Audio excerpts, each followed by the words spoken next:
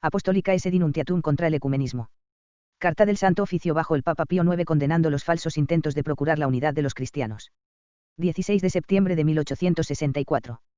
Carta del Supremo Sacro Imperio Romano y de la Inquisición Universal a todos los obispos ingleses. Se ha notificado a la sede apostólica que algunos católicos e incluso eclesiásticos han dado sus nombres a una sociedad establecida en Londres en el año 1857, para promover, como se llama, la unidad de la cristiandad, y que se han publicado varios artículos en los diarios firmados con los nombres de los católicos, con la aprobación de esta sociedad, o se supone que fueron escritos por eclesiásticos a su favor. Ahora, el verdadero carácter y el objetivo de la sociedad son evidentes, no solo en los artículos de la revista llamada Union Review, sino también en el prospecto en el que se invita a las personas a unirse y se inscriben como miembros. Organizado y dirigido por protestantes, ha resultado de una opinión, expuesta en términos expresos, de que las tres comuniones cristianas, la católica romana, la griega cismática y la anglicana, aunque separados y divididos unos de otros, tienen igual derecho al título de católicos. Por lo tanto, sus puertas están abiertas a todos los hombres en cualquier momento, católicos, griegos cismáticos o anglicanos, pero para que ninguno debata la cuestión de los diversos puntos de doctrina en los que difieren, y cada uno pueda seguir sin ser molestado las opiniones de su propia profesión religiosa. Designa, además, las oraciones que deben pronunciar todos sus miembros y las misas que deben celebrar los sacerdotes, según su intención particular, a saber, que estas tres comuniones cristianas, que constituyen, como lo hacen por hipótesis, la Iglesia católica colectivamente, pueden en algún momento futuro unirse para formar un solo cuerpo.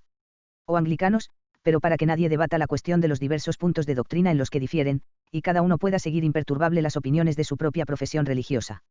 Designa, además, las oraciones que deben pronunciar todos sus miembros y las misas que deben celebrar los sacerdotes, según su intención particular, a saber, que estas tres comuniones cristianas, que constituyen, como lo hacen por hipótesis, la Iglesia católica colectivamente, pueden en algún momento futuro unirse para formar un solo cuerpo. O anglicanos, pero para que nadie debata la cuestión de los diversos puntos de doctrina en los que difieren, y cada uno pueda seguir imperturbable las opiniones de su propia profesión religiosa.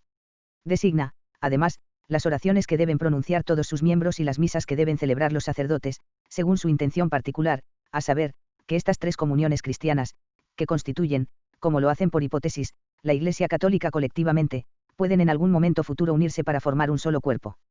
La Suprema Congregación del Santo Oficio, a cuyo escrutinio se ha referido el asunto como de costumbre, ha juzgado, después de una consideración madura, que los fieles deben ser advertidos con todo cuidado contra ser inducidos por herejes a unirse a ellos y a los cismáticos al entrar en esta asociación. Los padres eminentes, los cardenales, colocados conmigo sobre la Sagrada Inquisición, tienen, en efecto, sin duda, que los obispos de esas partes se dirigen ya con diligencia, según la caridad y el saber que los distingue, para señalar los males que la asociación se difunde y repele los peligros que trae consigo. Sin embargo, parecerían faltos de su oficio, si no, en tal momento, avivarían aún más el celo pastoral de dichos obispos, siendo esta novedad tanto más peligrosa cuanto que tiene una apariencia de religión. El principio sobre el que descansa es uno que derroca la constitución divina de la Iglesia. Porque está impregnado por la idea de que la verdadera Iglesia de Jesucristo consiste en parte de la Iglesia romana esparcida por el extranjero y propagada por todo el mundo, en parte del cisma de Focia y la herejía anglicana, como teniendo igualmente con la Iglesia romana, un Señor, un fe y un bautismo.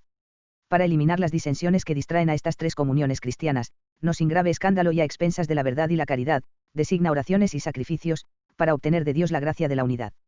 En verdad, nada debería ser más querido para un católico que la erradicación de cismas y disensiones entre cristianos, y ver a todos los cristianos solícitos en mantener la unidad del Espíritu en el vínculo de la paz, Efesios 4. Con ese fin, la Iglesia católica ofrece oraciones al Dios Todopoderoso e insta a los fieles en Cristo a orar, para que todos los que han dejado la Santa Iglesia romana, de la cual no hay salvación, puedan abjurar de sus errores y ser llevados a la verdadera fe. Y la paz de esa Iglesia, es más, que todos los hombres puedan, con la misericordiosa ayuda de Dios, alcanzar el conocimiento de la verdad. Pero que los fieles en Cristo, y que los eclesiásticos, recen por la unidad de los cristianos bajo la dirección de los herejes y, peor aún, según una intención manchada e infectada por la herejía en alto grado, no se puede tolerar de ninguna manera. La verdadera Iglesia de Jesucristo está constituida y reconocida como tal por esas 4 notas, creencia en la cual se afirma en el credo, cada nota está tan ligada con el resto que es incapaz de separación. Por tanto, la Iglesia católica, verdaderamente así llamada, debe estar luminosa con todos los altos atributos de unidad, santidad y sucesión apostólica.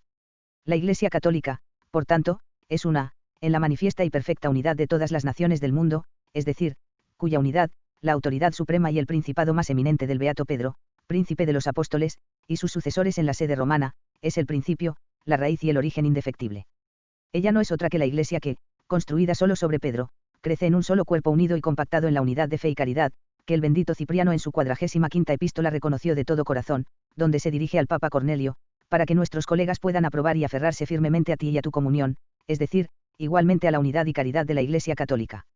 Fue la afirmación de esta misma verdad lo que el Papa Hormisdas exigió a los obispos que abjuraron del cisma de Acacio, en la fórmula aprobada por el sufragio de toda la antigüedad cristiana, en la que quienes no están de acuerdo en todo con la sede apostólica se dice que es surgido de la comunión de la Iglesia Católica. Lejos de ser posible que las comuniones separadas de la sede romana puedan ser correctamente llamadas o reputadas católicas, su misma separación y desacuerdo es la marca por la cual se puede conocer a aquellas comunidades y cristianos que no tienen ni la verdadera fe ni la verdadera doctrina de Cristo. Contra Gers. C3, se mostró más claramente ya en el siglo II. Que los fieles, entonces, se cuiden celosamente de unirse a aquellas sociedades a las que no pueden unirse y, sin embargo, mantener intacta su fe, y escuchen a ese Agustín, que enseña que no puede haber verdad ni piedad donde están ausentes la unidad cristiana y la caridad del Espíritu Santo. Otra razón por la que los fieles deben mantenerse completamente apartados de la London Society es que los que se unen en ella favorecen el indiferentismo e introducir escándalo. Esa sociedad, al menos sus fundadores y directores, afirman que el fotianismo y el anglicanismo son dos formas de una verdadera religión cristiana, en la que se ofrecen los mismos medios para agradar a Dios que en la Iglesia Católica, y que las disensiones activas en las que existen estas comuniones cristianas, están a salvo de cualquier quebrantamiento de la fe, en la medida en que su fe sigue siendo una y la misma. Sin embargo, esta es la esencia misma de esa indiferencia más funesta en materia de religión, que en este momento se está extendiendo especialmente en secreto con el mayor daño a las almas. Por tanto, no se necesita ninguna prueba de que los católicos que se unen a esta sociedad estén dando a católicos y no católicos una ocasión de ruina espiritual, más especialmente porque la sociedad, al mantener una vana expectativa de esas tres comuniones, cada una en su integridad.